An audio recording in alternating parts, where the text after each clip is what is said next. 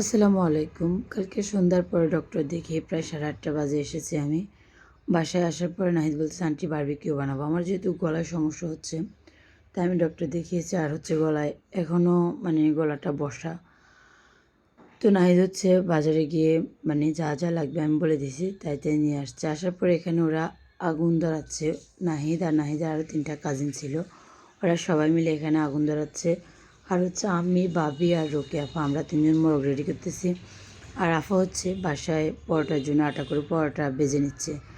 তো এখানে নাহিদ স্ট্যান্ড থেকে কয়লা যা যা লাগছে A to Z সব কিছু নিয়ে আসছে। আর ভাবি মোরগগুলো রোকেয়া আপা সহ কেটে কুটে দিচ্ছে। আর আমি পানি নিচ্ছি মোরগগুলো পরিষ্কার করার জন্য।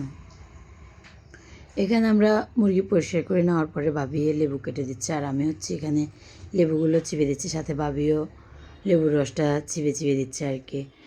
এরপরে আমরা লেবু টেবু মাখিয়ে একটু ম্যারিনেট করে রেখে দিয়েছি। তো আমি এখানে পুরো ভিডিওটা দিই নাই। তো যদি পুরো ভিডিওটা দেখতে চান তাহলে আমাদের সাথে থাকবেন এবং শেয়ার করবেন। আল্লাহ হাফেজ।